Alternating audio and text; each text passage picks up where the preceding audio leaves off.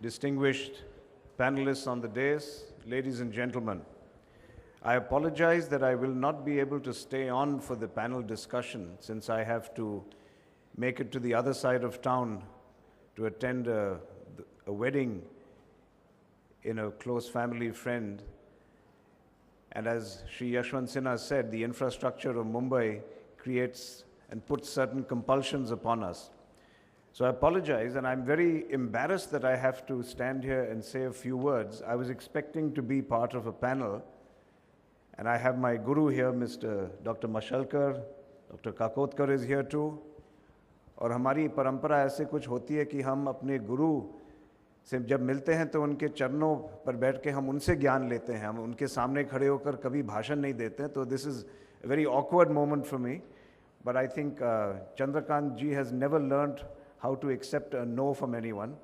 So he basically asked me to say a very few and brief words. So what I'm going to do, sir, is just to try and add a few thoughts that might be added to your pot and stirred during your discussion.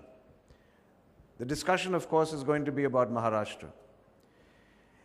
And I had an interesting provocation in my mind for these thoughts about Maharashtra as I watched the television and the news about the devastating tsunami in Japan. And of course, as you watch this, certainly your heart goes out to all those who have suffered. What are the lessons for business, for economies? And of course, the most immediate thing and most obvious is the unpredictability of life. And I'm sure there'll be a lot of thought about how does one operate, how does one plan when life can be so unpredictable. But there was another thought that struck me as I watched the devastation of the area of Sendai. And I remember hearing the announcer, the reporter who was reporting on the devastation of Sendai, made a kind of side comment where he said, Sendai is an area that has been struggling in any case to find a place in the economic future. Apparently, it was a location, or it is a location, where there was a lot of old-time industries. And they said that Sendai really had not been able to participate in the 21st century of business.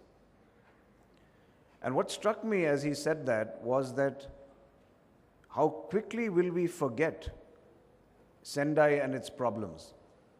As the repairs go on, Sendai will look for handouts. And what occurred to me was that even in this world where we are so integrated and knitted together, it makes sense for every area to understand that ultimately you're on your own. And every city, every district, every state in any part of the world has to understand its own reason for being, its own unique proposition, and every place in the world has to fight to make itself important and in fact indispensable to its own state or to its own country and to the world. Japan as a country, of course, is extremely important, the third largest economy, and therefore the world will focus on it. Will the world focus on Sendai? And there was some kind of lesson in it for me. And I thought, gentlemen, that as we talk about Maharashtra, I think it's appropriate for us to recognize that even though India began not as a nation state, it began as a state of nations, of petty princelings and principalities. And it moved from being a state of nations to becoming a nation state after independence. But I believe that in the future, we have to think of India as a nation of states. Because that, I believe, is the bottom-up model that will work for India. Rather than a dirigist or a centrally directed economy and country, we have seen that the real examples of success have come when states, when cities, when villages take responsibility for their own destiny.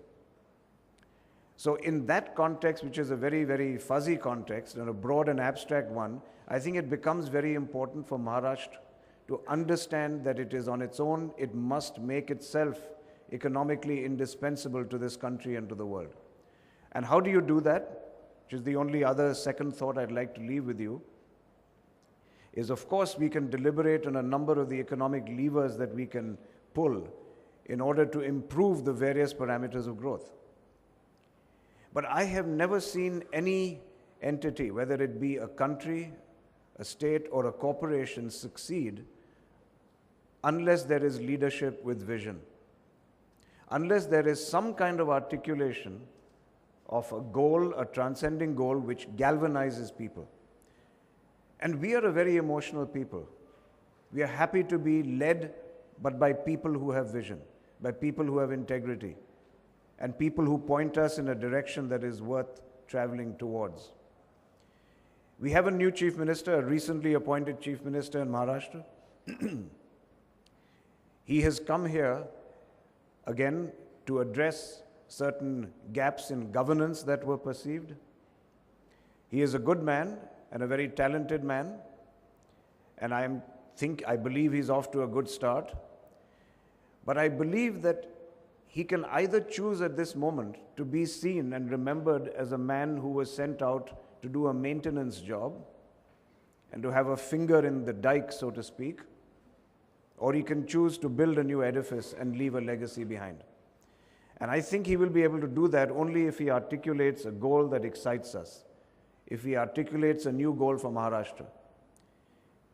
And as I was thinking about this, I remembered that at a recent conference, again about the states, I had mentioned that Maharashtra had a manifest sense of destiny, which it somehow seems to have lost. That sense of destiny turned into a sense of entitlement, as if we deserved this position of being number one. And that has made us complacent. What we need to do, again, is articulate a goal that is a very bold one. And I recall that once when I was surfing the web to get statistics, there was a website from Pakistan called Pakistan Defense, which actually articulated that, we are constantly pitting ourselves against India, but our economy is only the size of the state of Maharashtra. It's about 180 billion, we are around the same. And I thought to myself, I would find it wonderful if a chief minister would come onto a podium and say, it is time we stopped comparing ourselves with other states. Maharashtra must compare itself with other countries. We have a GDP that is larger than most small and medium-sized countries in the world. And I would like someone to step up to the bat and say, in 10 years, within India, Maharashtra should have a $1 trillion economy from where it is.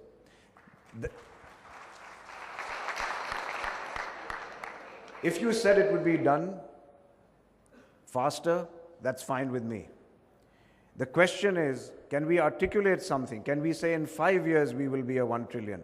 I don't think anything is too large for us to imagine it. So with these very few words, gentlemen, I just thought I'd try and add a little masala into the pot. And if I was here, I would love to debate with you what are the things we can do to become, in Maharashtra, a $1 trillion economy. Thank you very much, ladies and gentlemen. Could I request Mr. Salunkhe to kindly offer a bouquet of flowers to Mr. Mahindra?